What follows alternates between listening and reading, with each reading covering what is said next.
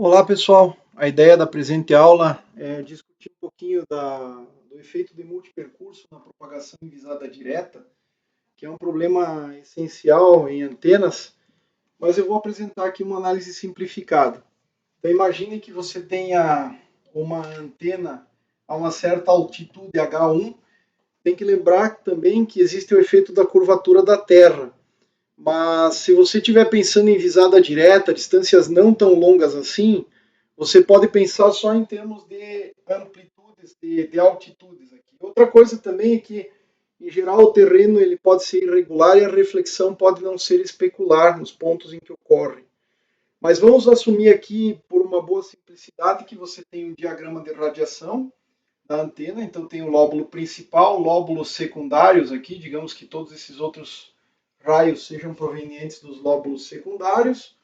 Tem ondas que vão para o espaço exterior, então não importa muito, mas o principal é o lóbulo principal, está alinhado com a antena receptora, supondo que essa aqui é a transmissora. Existe um raio direto de propagação que está a uma distância r e ele vai diretamente até a antena receptora. Então, suponha aqui o Tx e aqui o Rx.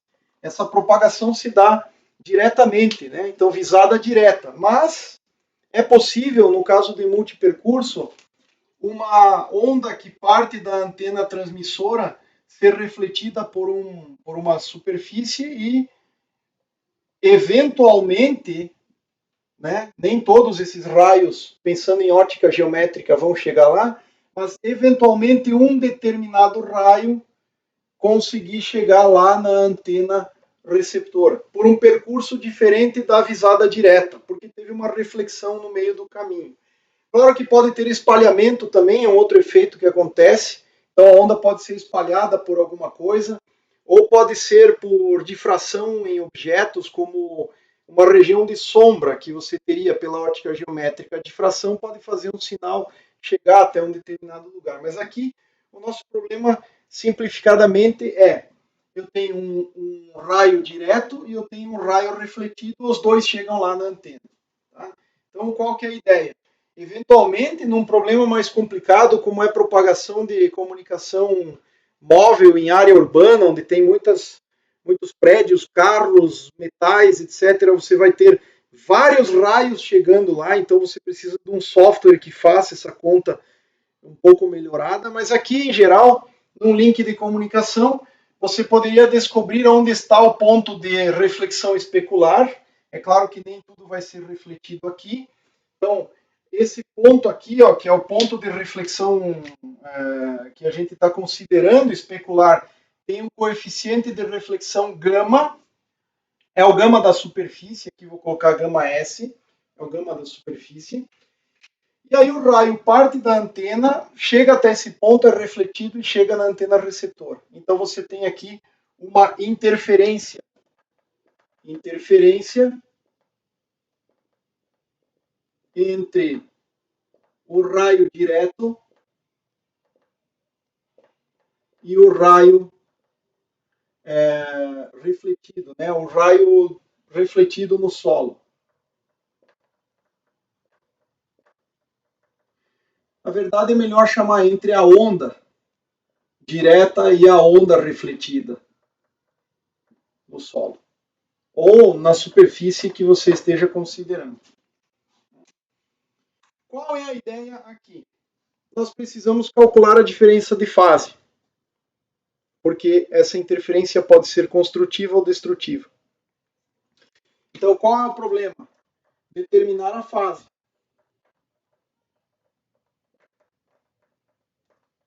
E se a interferência é construtiva, destrutiva e assim vai. Então, primeiro vamos analisar um pouquinho de geometria nessa brincadeira aqui, tá? Eu vou querer calcular a diferença de caminho, o ΔR, a diferença nos percursos. Veja que se você tiver vários percursos diferentes, cada percurso tem uma trajetória de comprimento R1 mais R2 daquele percurso, e os ΔRs vão ser associados aos vários percursos. E isso vai te dar um fator na fórmula de Friis. Porque na fórmula de Friis você tem o raio direto ou a onda direta e tem as ondas que são refletidas em outros pontos. Via de regra, esse ΔR é pequeno comparado com a distância. Isso é um ponto importante. O ΔR é uma quantidade pequena comparado com o R. Para fins de atenuação de sinal por propagação, ele não é tão importante quanto o efeito da fase. O efeito da fase é muito mais importante. Tá? Porque pequenos deltas de distância podem te dar uma diferença de fase correspondente a 180 graus, e a interferência destrutiva. E a amplitude não mudou tanto assim. Supondo, por exemplo, que o gama da superfície seja 1. Né?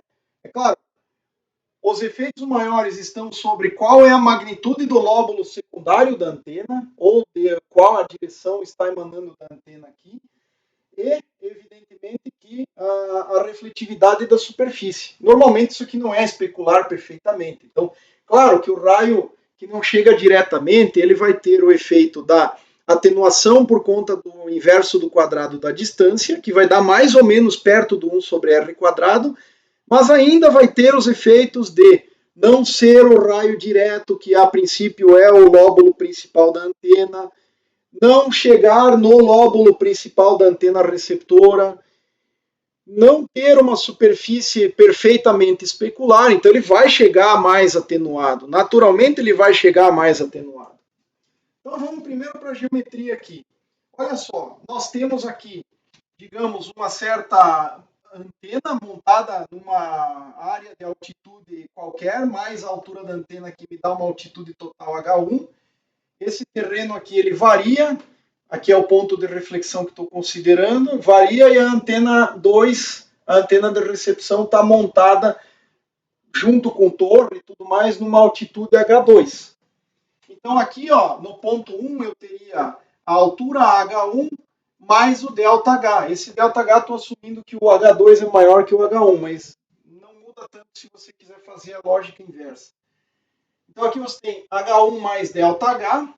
Esse raio que incide nesse ponto, ele chega lá, eu posso usar uma propriedade que é, se eu considerar, por exemplo, a referência nível do mar, como a referência absoluta de altitude aqui, a altura H1 faz com que, a partir do nível do mar, faz com que, aparentemente, a onda refletida esteja emergindo de uma outra antena que está colocada nessa altitude menos H1, né? Estaria para dentro do globo, mas é só uma imagem. Então, isso aqui seria a antena imagem. Essa aqui é a antena imagem.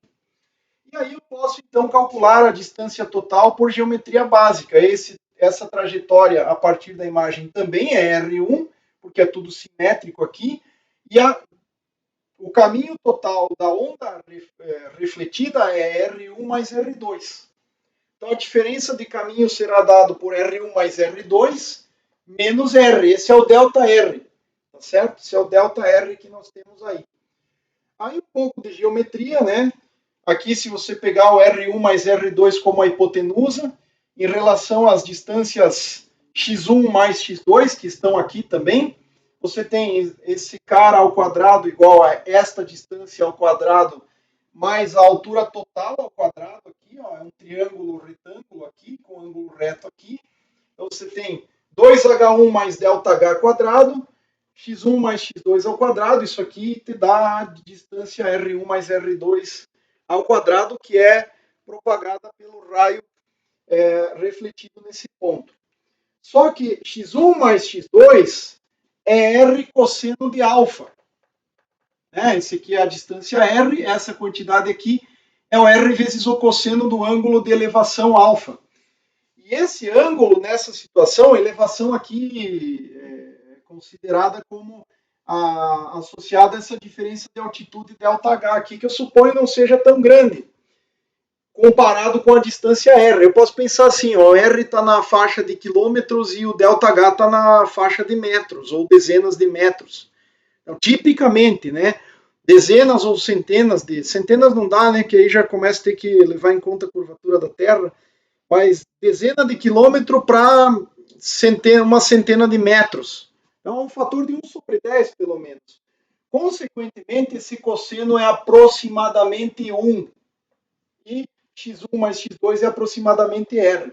Se você quiser correções, você pode introduzir essas correções via ângulo alfa. O ângulo alfa, nessa circunstância de alfa pequeno, é ΔH sobre R.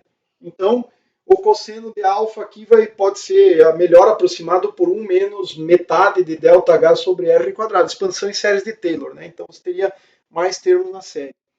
Mas se a gente parar aqui, uma vez que eu estou assumindo que as distâncias são distância de risada direta são muito maiores do que as alturas associadas aí, o que nós vamos ter é já diretamente como calcular esse ΔR. Então vamos lá, eu preciso apagar essa figura aqui, não tem jeito, mas espero que tenha sido compreensível a ideia central.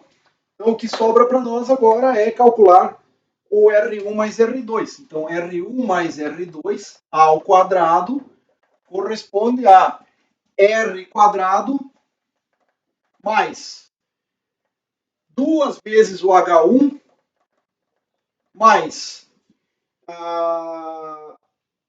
ou seja, 2 vezes o H1 ao quadrado, ou seja, eu teria 4H1 quadrado, mais o primeiro vezes o segundo, 4 vezes o H1 vezes ΔH. E o ΔH ao quadrado eu vou simplesmente negligenciar perto das próprias alturas, assumindo que a diferença não seja tão grande. Então, vamos assumir aqui para ΔH muito menor do que H1. Não precisa ser tão menor, mas suponha que seja menor. Tá? Então, você vai ter isso. Ó. H1, 4H1 quadrado mais ΔH quadrado vezes 2 vezes 2H1 quadrado. O termo com ΔH quadrado nós vamos desprezar. Ou seja, teria aqui, na hora de expandir isso aqui, um ΔH ao quadrado, mas eu estou desprezando por conta das questões de distância aqui. Então, o R1 mais R2 é a raiz quadrada disso. R1 mais R2 é a distância que eu preciso. É a raiz quadrada de tudo isso aqui. Então, é a raiz quadrada de R quadrado mais 4 vezes H1 vezes H1 mais ΔH. Veja que eu posso colocar em evidência esse fator. 4H1. E sobra um H1 aqui e um ΔH lá. Esse ΔH eu não posso desprezar porque a diferença de altura pode ser relevante, embora eu esteja desprezando aquele outro termo. Se você quiser, você pode fazer o cálculo exatamente. Mas nessa circunstância, posso colocar o fator R quadrado em evidência. Então, vou ter R raiz quadrada de 1 mais 4H1, H1 mais ΔH, dividido por R quadrado, e aqui, novamente, uma aproximação. R muito maior do que as outras coisas envolvidas, esse número é muito menor do que 1, isso aqui muito menor do que 1. Podemos então escrever que R1 mais R2 passa a ser dado aproximadamente por R vezes 1 mais metade disso aqui, e metade disso aqui vai trazer um fator 2. Em vez de 4, fica 2. H1 mais ΔH. Então é isso aqui que nós temos. Dividido, naturalmente, por R quadrado. A aproximação que eu estou usando aqui é raiz quadrada de 1 mais A é aproximadamente 1 mais metade de A, quando o A é pequenininho. Então, eu estou assumindo que tudo isso aqui é pequenininho, o resultado é 1 mais metade disso aqui. Então, está aqui. E aí, o ΔR vai ser dado por R menos outro R lá, ou seja, o R1 mais R2. R vezes esse 1 cancela esse R do ΔH. ΔH é R1 mais R2 menos R. Então, cancelou já esse 1 que está aqui. Ficou simplesmente 2 vezes a altura H1 vezes H1 mais a diferença de altura entre as antenas dividido por R, simplesmente. Não mais por R quadrado. Essa aqui é o ΔR, é a diferença de altitude. Bom, agora eu preciso calcular quanto é o fator de transmissão associado, né? A fórmula de Friis, só para lembrar, a potência recebida é a potência transmitida, o produto dos ganhos máximos das antenas, o lambda sobre 4πr, tudo isso aqui ao quadrado. E como eu estou levando em conta só o efeito de uma reflexão, eu vou colocar um fator T aqui, e esse fator T de transmissão vai corresponder a quem? O fator da onda direta, que é 1, tá? Mais a somatória aliás, esse aqui é o 1 da onda direta, mais a onda que vai pelo multipercurso. E essa onda, em módulo quadrado, naturalmente, né, eu estou calculando o campo, esse 1 vem do campo da onda incidente direta, mais o campo que viria da onda refletida. Nós teríamos quem? Gama S, exponencial de menos IK, delta de caminho. Só lembrar, né, que uma onda esférica tem esta forma aqui, E na menos I ômega T. E na I ômega T menos KR. Para onda que vai pelo outro percurso, eu tenho menos K R1 mais R2. Esses caras, esse cara está ponderado por uma magnitude relativa a 1. Esse outro está ponderado por quem? Pelo gama de reflexão na superfície.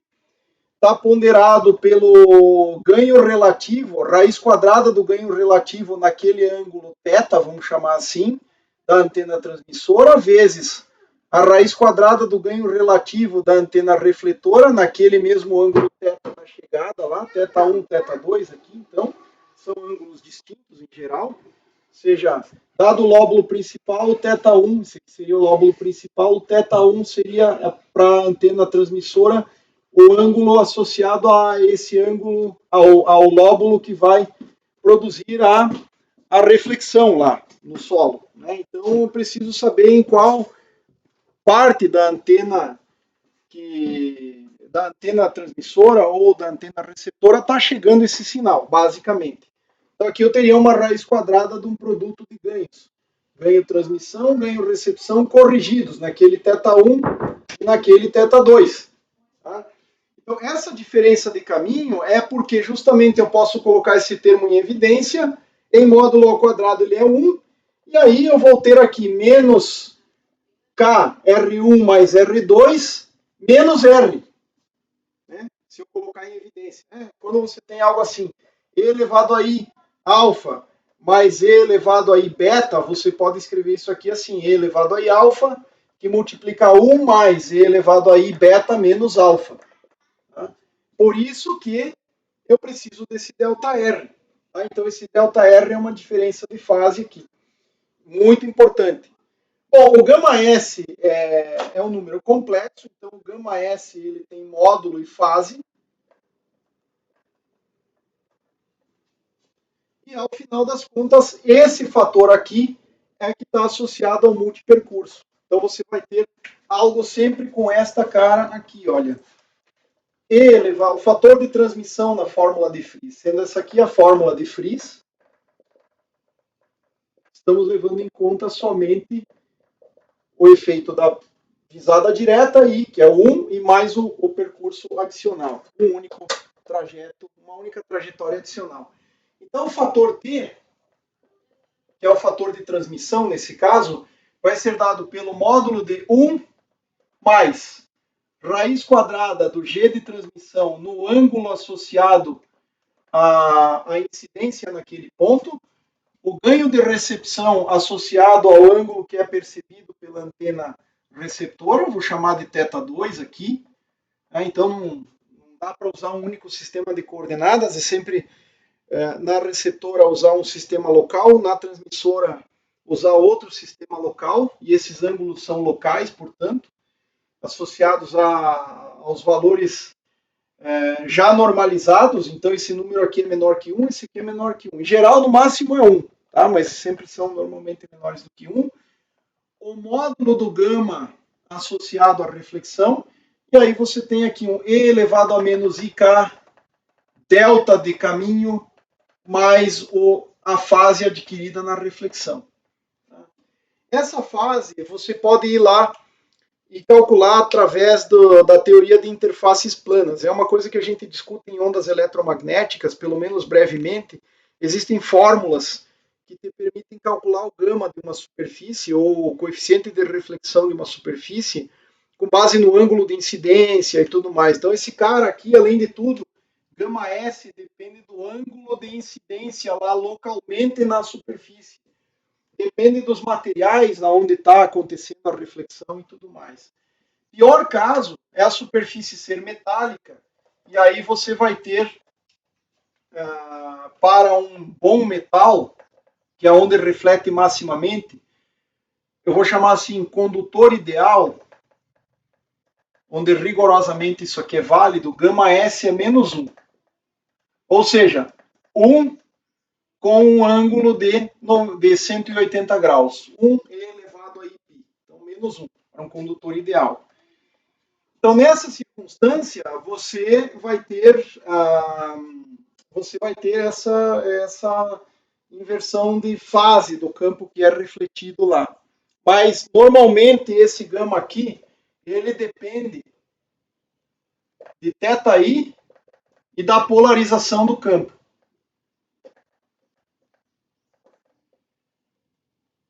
Do campo eletromagnético que incide lá. Então depende da polarização da antena também. Só lembrando que na situação discutida o ΔR tem essa fórmula básica aqui. 2H1 vezes H1 mais ΔH, ou seja, a altitude do ponto 1 vezes a altitude do ponto 1 mais o delta de altitude, vezes dividido por R. Essa que é a expressão que nós teríamos que considerar. Então, para máxima interferência construtiva, ou para interferência, máxima interferência construtiva é uma redundância, né? Para interferência construtiva, o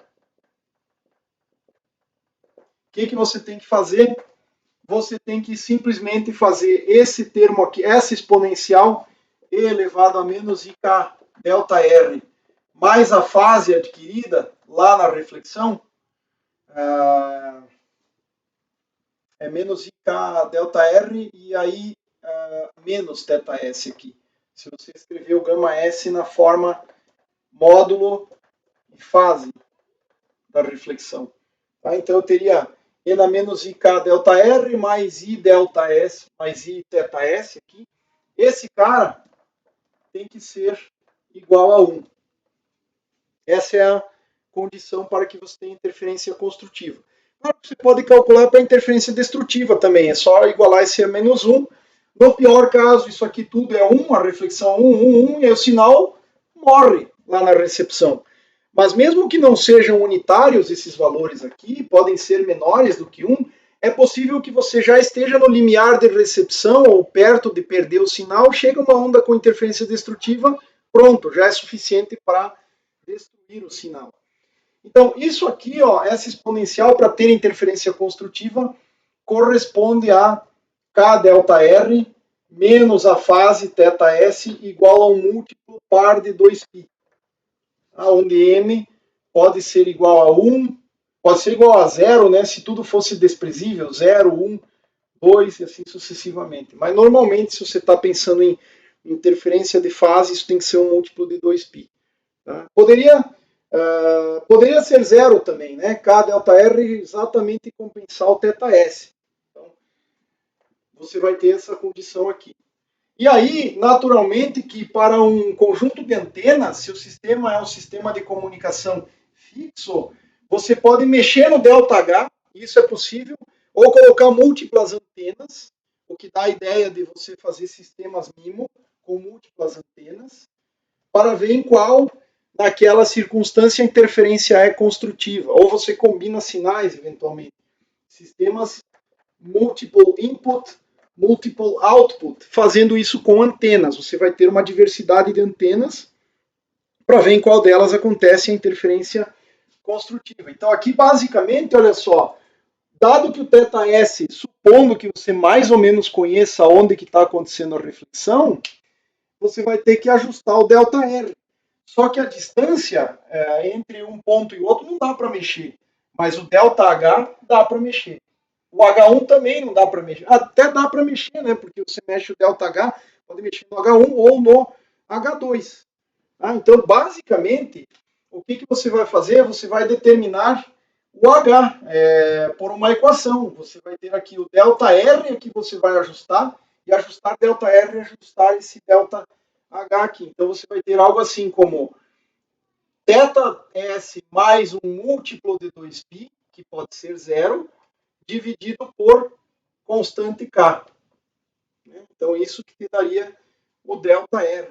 E esse ΔR, portanto, corresponde a 2 vezes H1 vezes H1 mais ΔH sobre a distância R.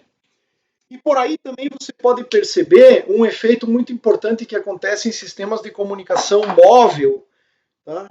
Em sistemas de comunicação móvel, por que o sinal flutua muitas vezes? Porque você tem multipercurso e pode ser que em algum momento uma onda chega lá em interferência destrutiva, e isso se dá numa certa distância R, porque basicamente isso aqui afeta o ΔR. E esse ΔR vezes K vai te dar interferência construtiva em múltiplos de 2π. Mas essa conta em múltiplos ímpares de π te dá interferência destrutiva.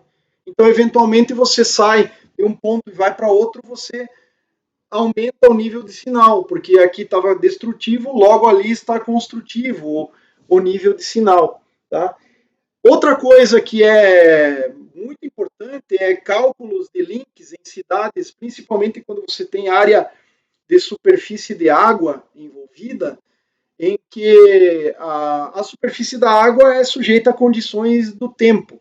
Então, se você tiver vento, o vento faz a superfície ondular e aquele espelho para micro-ondas, aquele espelho de água, deixa de ser especular, assim, ele deixa de ter a natureza especular, superfície lisa. Se tiver vento, você tem aliás, você tem reflexões de natureza mais difusa. Então, flutua o nível de sinal porque em horas do dia você perde o ponto de reflexão especular. Então, mais um motivo, muitas vezes, para você usar um sistema com múltiplas antenas, para você ajustar em qual ou uma combinação de sinais que te dê a melhor recepção. Tá? Mas o multipercurso ele é uma característica inerente a um sistema real, não, por exemplo, não acontece em comunicação via satélite, porque a distância é muito larga e não tem onde é outra circunstância, mas em comunicações móveis, radiopropagação, link ponto a ponto, normalmente você tem uma onda que vai por um percurso adicional. Tá? E um outro efeito, como eu mencionei, né, o efeito de você perder o sinal se deslocando de um ponto a outro, um outro efeito importante que pode ser ocasionado pelo multipercurso é, a depender desta fase, que corresponde a um atraso essencialmente, o sinal direto, a informação, digamos, está contida nesta janela de tempo aqui. Eu vou apagar aqui um pouquinho. Então, guarde bem essas expressões, se você precisar usar um dia. Mas a essência é, se você tiver uma onda que vai diretamente de um ponto até outro, veja só, o ΔT é R sobre C. Ao passo que a onda refletida num determinado ponto tem R1, R2, te dá um ΔT1, que é R1 mais R2 sobre C. Então, suponha o seguinte, você está com o receptor aqui, e aqui está o transmissor. Você recebe um sinal nesta janela, uma parte da informação, digamos, nesta janela de tempo aqui, entre num determinado intervalo aqui, digamos, entre um T1 e um T2, tá? É claro que aqui, da saída do transmissor até o receptor, teria um ΔT, para o raio direto, então esse aqui seria o ΔT, e digamos que você tem um ΔT2 aqui, ó. Um ΔT2 para o raio indireto, para o raio refletido. O que vai acontecer? Isso aqui é o pacote da informação. Esse pacote vai chegar de novo, claro, com menor amplitude em geral, entre um T1 linha e um T2 linha, onde T1 linha é maior que T1, pode ser menor ou maior que T2, normalmente menor. E isso aqui gera o que? Um fantasma. Entre aspas, né? Na imagem, por exemplo, você vê uma imagem e a imagem do quadro anterior aparecendo de novo de fundo, assim. Isso aí é por conta, muitas vezes, é por conta de multipercurso. Você teria uma replicação do dado que você já recebeu. Você queria isso aqui, ó.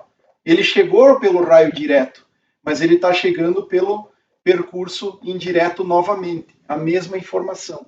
Então, o que você quer, essencialmente, é que os atrasos sejam pequenos, um em relação ao outro, né? Isso é uma coisa importante. Bom, eu já estendi demais essa análise a respeito de multipercurso. Acho que as ideias principais podem ser tratadas, tiradas daqui. Você pode se aprofundar mais no conhecimento, estudando mais a fundo propagação de ondas eletromagnéticas, principalmente em links de visada direta, e isso variável em decorrência da faixa de frequência que você vai utilizar. Então, até a próxima, pessoal.